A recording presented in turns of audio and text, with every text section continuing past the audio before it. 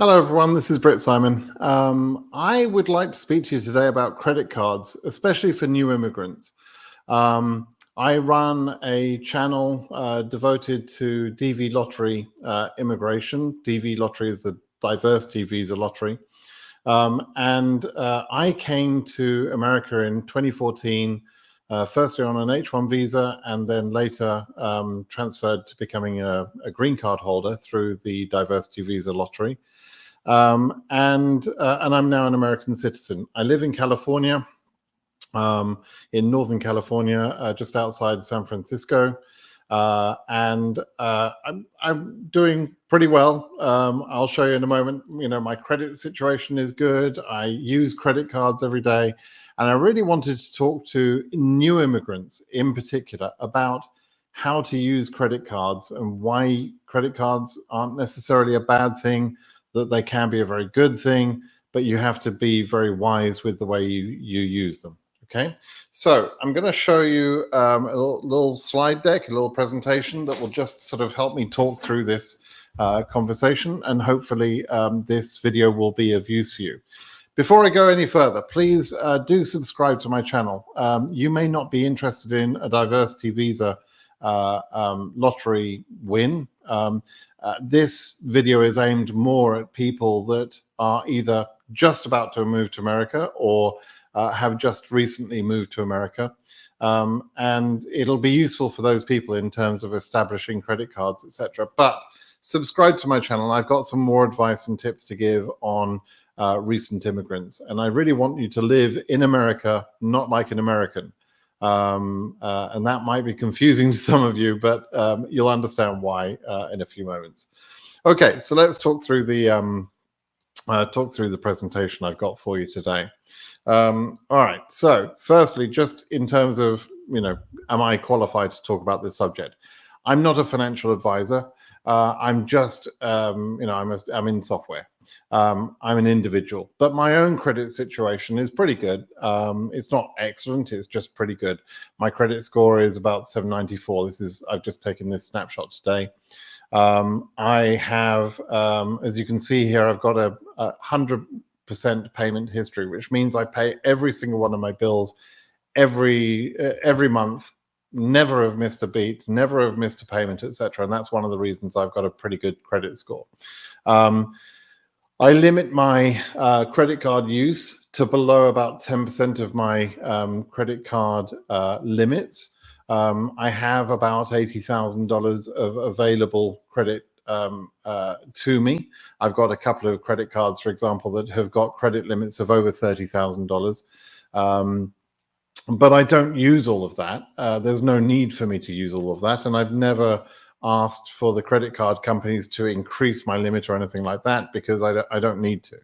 And it's actually a smart thing if you can keep your credit card use down to about 10 to 15% of the limit, right? So I keep mine typically around about 10%, sometimes go 50%, 15% of those limits.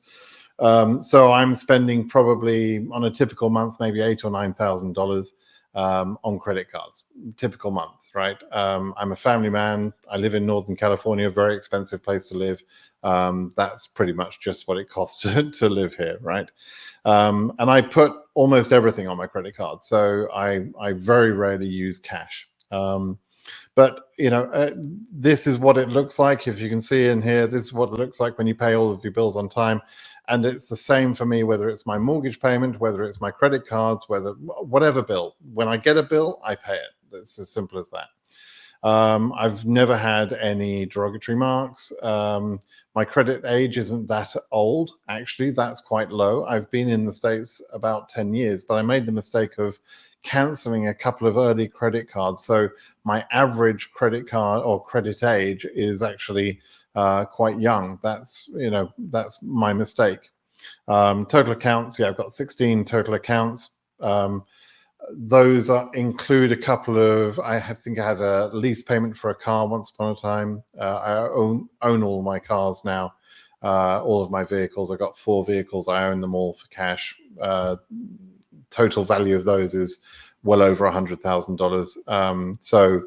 But I own all of those. I have no car payments. I have no debt. I just make sure I pay my bills every month. Okay, so this is what I would hope a new immigrant can strive for.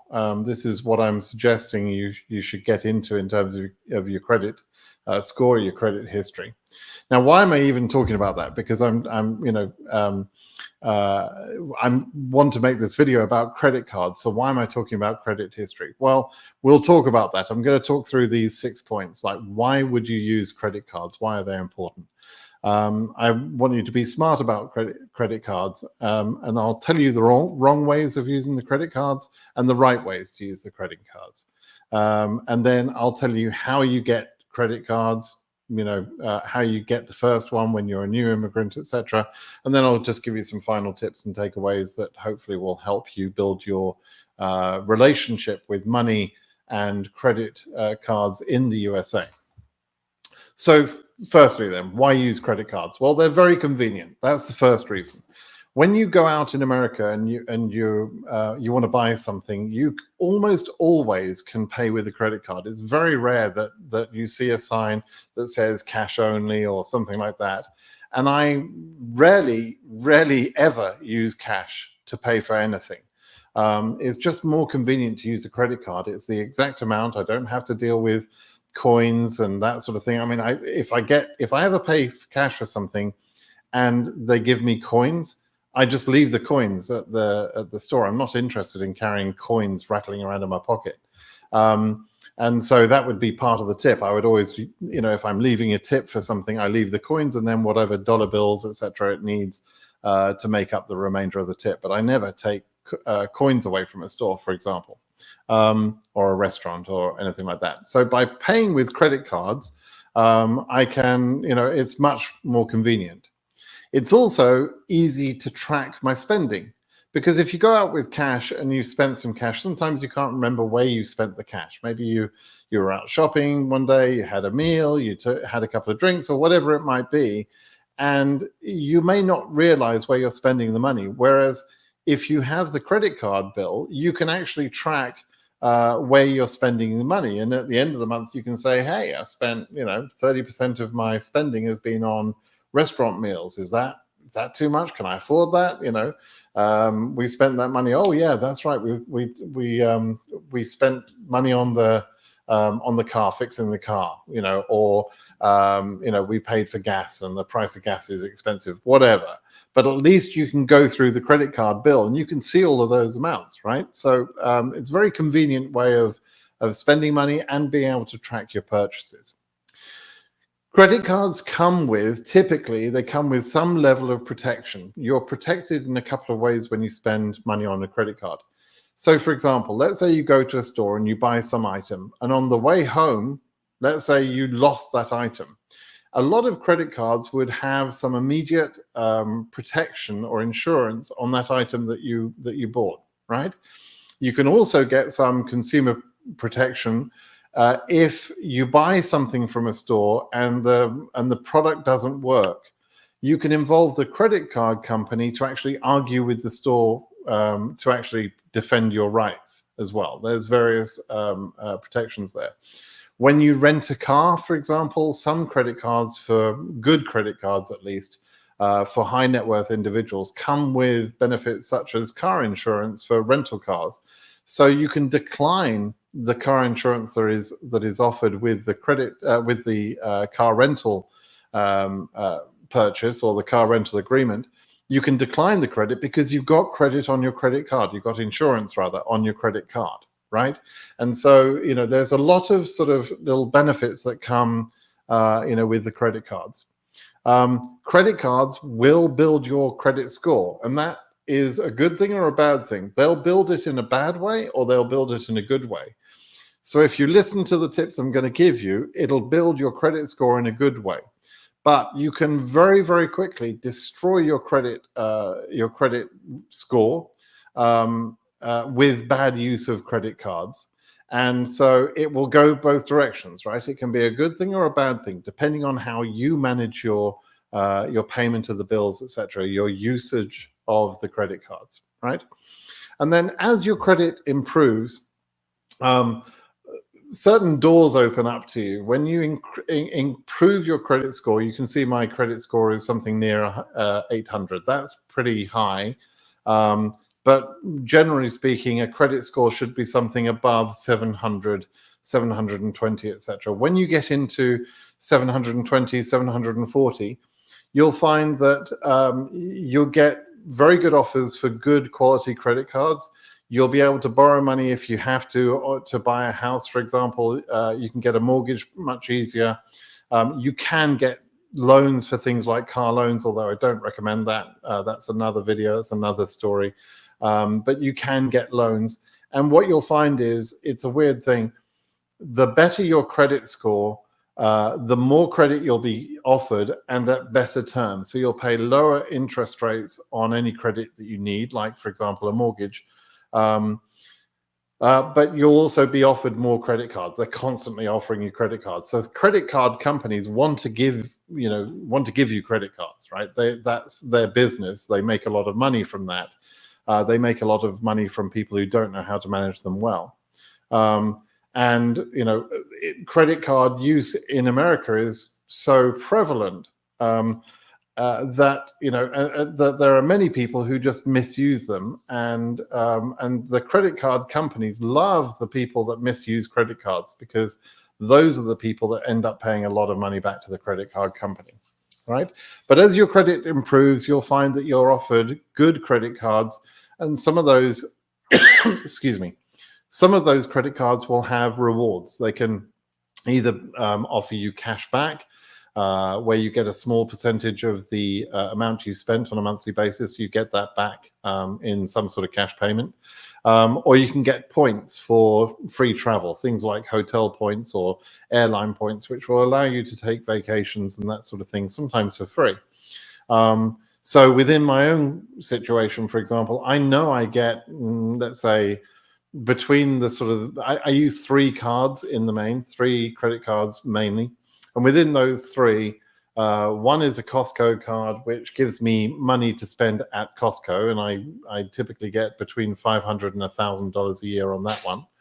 I get $500 or $1,000 a year back to me, right? Another one is a cashback card that I think I get Amazon. Yeah, I get Amazon money for that. So I get about $1,000 a year from that one. And the third one that I mainly use is a travel points card. So I get free travel, free hotels, and that sort of thing. And typically in a year, I'm getting enough points to take just a few days holiday, maybe a 1-week holiday, where the hotel and the flights would be covered for me and my wife and my daughter, right? So that's pretty good. You can get a 1-week holiday a year out of one of the credit cards. So that's what I'm saying. You can actually get to a pretty good place with credit cards. So why wouldn't you take advantage of that?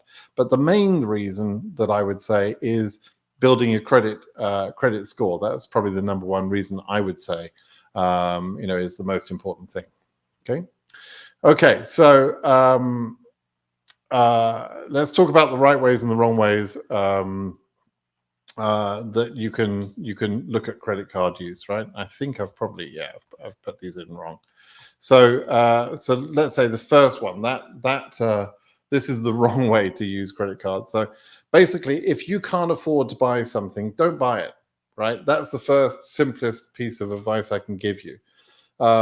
So if you can't afford to, if you go out and you're out shopping and you see some sort of special deal on a new TV or a sweater you want, or some clothing or something like that, if you can't afford that item immediately, you don't have that money in the bank right there, and it's not discretionary income sort of thing, it's not discretionary money, don't buy that thing, because maybe that TV is on sale. Maybe it's only $500 if you buy it today, and it would normally be $700 or something. Sounds like a great deal. But if you put it onto a credit card, and the credit card is charging you 25 to 30% interest rate, that payment, if you don't pay that payment, that purchase off at the end of the month, that's going to start costing you money. It's going to cost you interest, and very quickly that discount that you got on that item is going to be gone. And the item will cost you more money. And so if you're buying things that are short life items, like, for example, you're buying meals, you're buying some clothes, that sort of thing, you will have the debt on the credit card. If you don't pay it off, you'll have the debt on the credit card for longer than you've got the item. So, you go out for a meal at the weekend, then 2 or 3 weeks later, you get the credit card bill, you have to pay that bill, but you can't afford to pay that bill. You only pay the minimum payment, let's say. And in that case, that meal that you had that you could have cooked at home, right, is going to end up costing you a lot more money. Or that lovely sweater you bought, or that lovely pair of jeans that you really, really wanted, so you splashed out on the credit card that you don't immediately pay off, that's going to end up costing you a lot of money in the long run, right? So is it really worth having the debt when you no longer even wear that pair of jeans or that sweater, where you no longer can remember what the meal was like, right? Is it worth it? I don't think it's worth it. So don't think of credit card money as free money, and don't think of a credit limit as being money that you can just spend willy-nilly.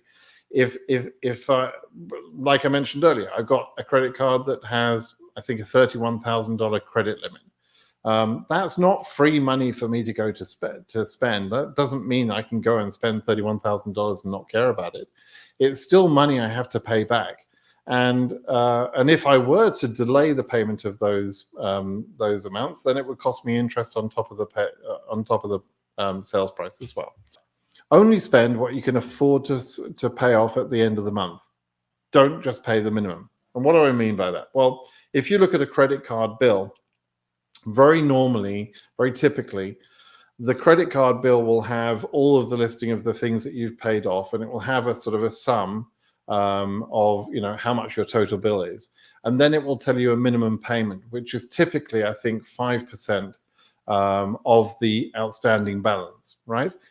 And so in theory, your credit card company would be happy for you to pay just 5% of that outstanding balance, and they will start charging you interest on anything you don't pay off, right? So if you only pay off 5%, they're going to start charging you interest at about 25 to 30% annually, which is 2 to 3%, let's say, in that range monthly, on all of the money that you didn't pay off. So then the next month will come around and you'll have continued to use your credit card again.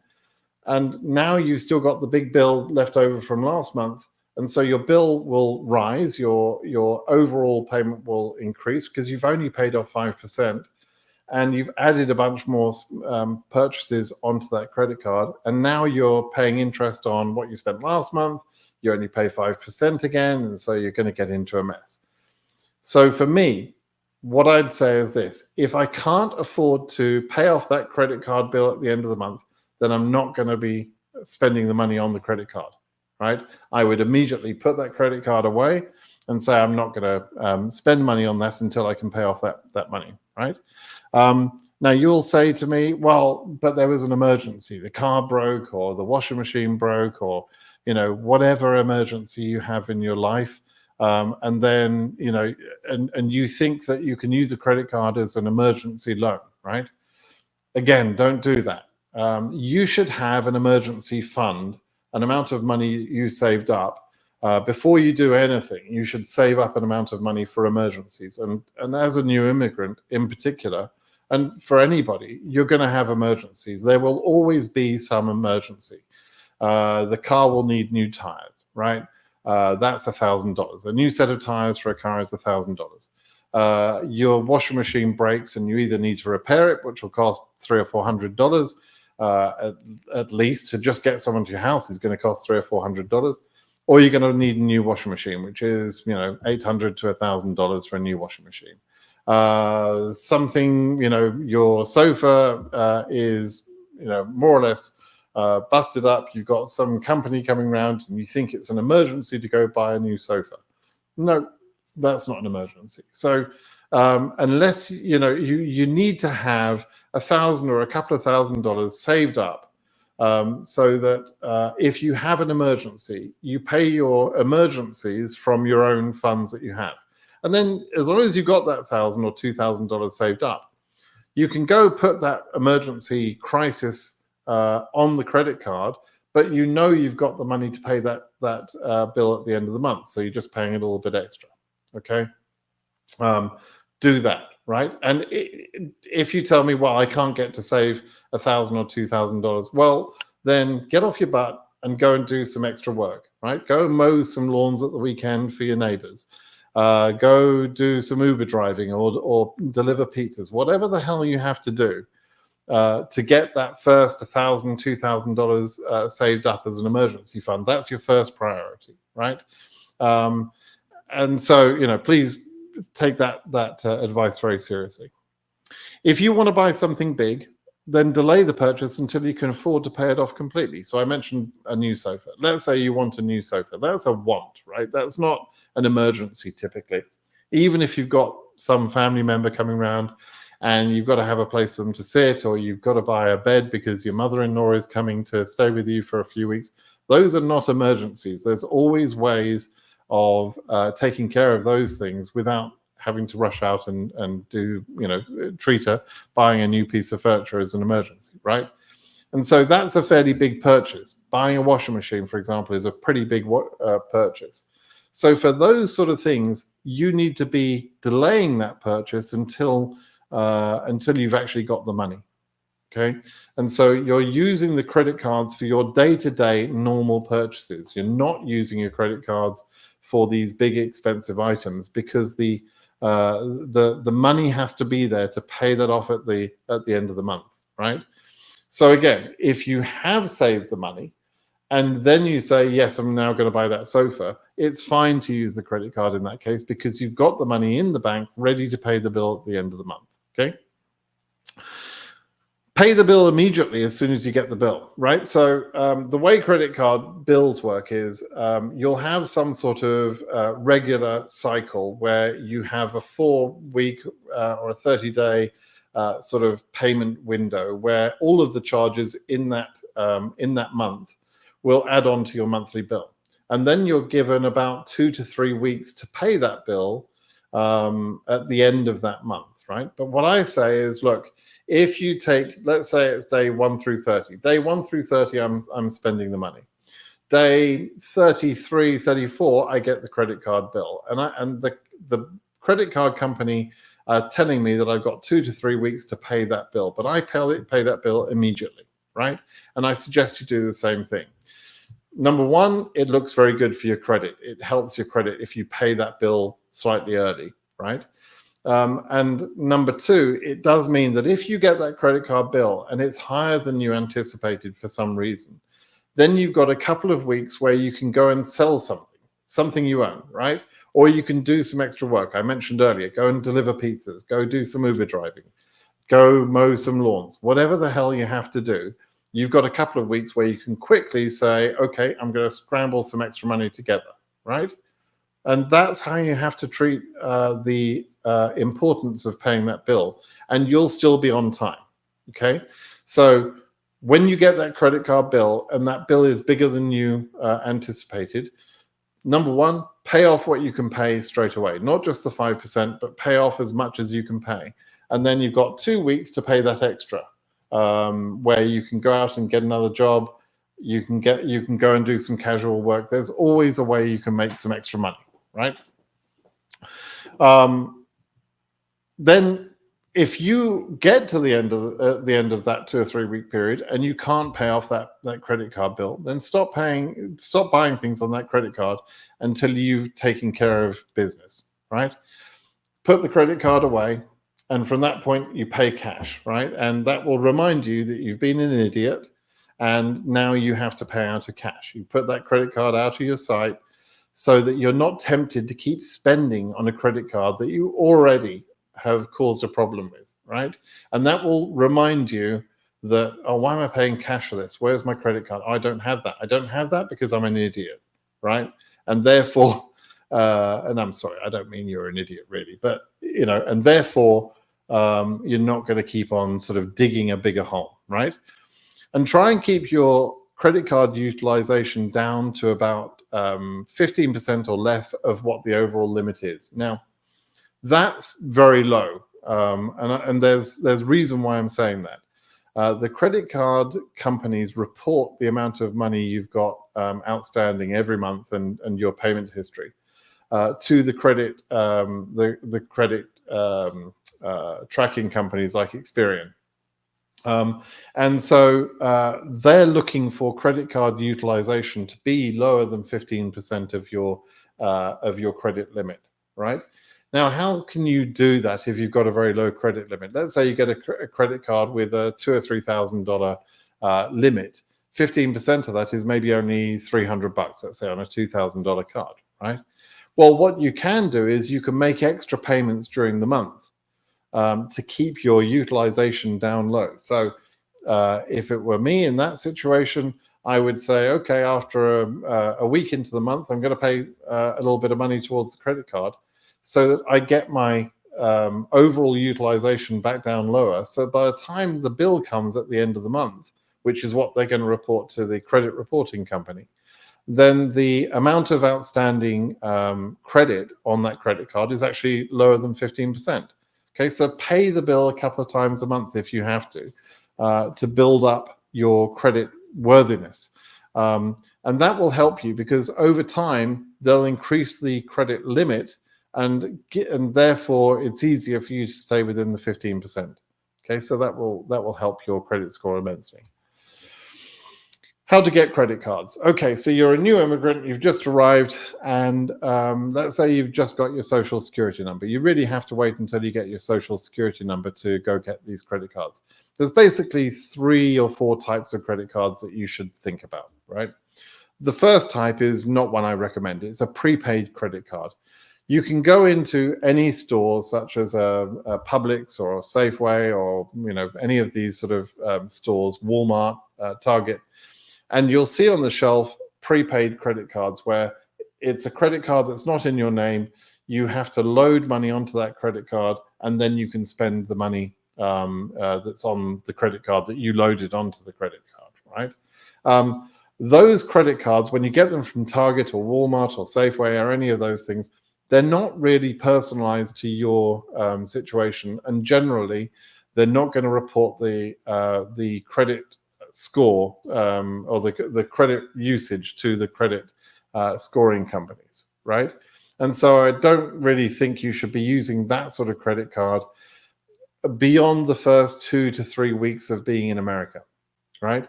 So maybe you need that sort of credit card just for the first 2 or 3 weeks, but that's about it. After the first 2 or 3 weeks, you should be able to get your social security number. You should get that within about 2 to 3 weeks of being in the country. And once you get your social security number, you can apply for something called a secured credit card. And that's similar to the prepaid credit card, but the difference there is that you get one that is going to report to the credit agencies. And that's the big difference. So you've got the social security number. You ask for a secured credit card. What is that? Okay, so a secured credit card says you're going to give the credit card company some amount of money, let's say $500, right? And then they're going to give you a credit card with a credit line up to that same $500 you've given them. So essentially, they're giving you a credit line of the money that they're holding from you, right? And they'll continue to hold that money while you're using the credit card. And so they've always got that money in reserve so that they are always covered, right? So there's no risk for the credit card company because you're going to have given them the money that they need to provide to you as a credit line. So you can very easily get one of those secure credit cards within the first few weeks of being in America, right? You really only need an address and your social security number to apply for that. It's very, very simple to get one of those credit cards, right? Now, that's not an ideal situation, but the point of that is that credit card is going to be reported to your credit report every month, and that will begin to build up credit history. So within 4 to 6 months or so of using a secured credit card, you would then be able to get an unsecured credit card, which is the next step on that journey, right? And so then you can apply for a credit card where you don't have to give them any money. but they'll give you a credit limit of a small credit limit, maybe $1,000, $2,000, $3,000, a small credit limit, right? And you can then begin to operate that in the way I was discussing earlier. By the way, on the secured credit card, you can do the same thing as I was saying earlier, how you use the credit card. You pay the bill religiously at the end of every month. You make extra payments if you want. So if on a secured credit card, let's say you only gave them $500 and your credit limit therefore is only $500, there's nothing stopping you making extra payments because you want to go and spend $700 on some important item. You just have to prepay your credit card bill, and it will temporarily give you more of a credit limit, right? Because you've paid more money into it. And so that works pretty well. So anyway, after 4 or 6 months, you've established a credit history. You can go get some unsecured credit cards and run them just as I've advised you. Please don't get yourself into trouble with that. And then after about a year, maybe a couple of years, you'll have access to some of the reward credit cards where they're giving you cash back or points for travel and that sort of thing. And then don't make the mistakes I've made of cancelling the credit cards too soon. So even that secured credit card that you've got in the first place, you'll find that the credit card company that you took the secure credit card with will probably return the deposit to you after a year or two. And then they'll convert that into an unsecured credit card. If they don't, eventually, yeah, you probably want to cancel that card. But the earliest card sets your sort of credit history date. And so you actually want to keep that card open for a while if you can. Just keep it for a number of years, even if you're not using it, right?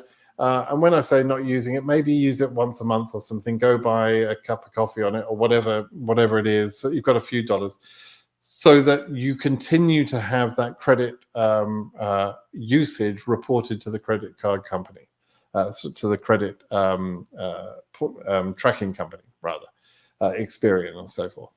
Okay. Final tips. Financial security is hugely important in America. I don't want you to come to America and be poor. I don't want you to be living in the USA as a broke person. And I can tell you that the statistics show that about half of Americans are in debt. Okay. And if you go search on the internet for getting out of debt advice, there are 1 million people trying to give advice on how to tell Americans how to get out of debt. And almost all of the people that are in debt got into debt through credit card misuse. Okay. So credit cards are tremendous tools in your financial story, your financial journey. They're very important tools. You should use them. Don't be scared of them, but do manage them wisely. Don't get yourself into a situation where you can't get out. And I say here, don't dig a hole that you're one day going to have to climb out of, right? So go, if you like going on YouTube, go check out Dave Ramsey's YouTube advice, right? And there's a bunch of other people talking, but listen to what Dave Ramsey and his team are saying. They take calls from people on a daily basis, and almost always people say, yeah, I've got this amount of debt. How do I get out of this amount of debt? And he'll give people firm, good advice on how to get out of debt. But it's almost always, the advice is almost always like, number one, stop spending money that you don't have. And then they do things like they list out all of the bills and they pay the smallest amount first. They knock that one out and then they go to the next smallest and so on. And they're trying to remove all these debts that people have got themselves into. But you, as a new immigrant, you don't even have to be in that trouble, right? You don't even have to get yourself into that position. Don't live in America like an American. Live in America like a smarter person, right? And I don't mean that disrespectfully to Americans. I'm now an American citizen myself. But you should always be in control, right? You don't have to get yourself out of debt if you never get yourself into debt, okay? And there are only a couple of good types of debt to get into. And basic for most people, there's only one good type of debt, and that's a mortgage, right? Because a mortgage is used to buy a house, And almost every other debt you can imagine getting, apart from debt to go, to have a decent business. If you have to get some debt for a good business, that's not too bad a thing, as long as you've got a way of paying it off. But any debt that you get should be to make your money, not to lose your money. So, for example, if you go and buy a car, you should be paying cash for that car. You shouldn't be getting a loan to buy a car. Same thing on almost any other purchase you make, right?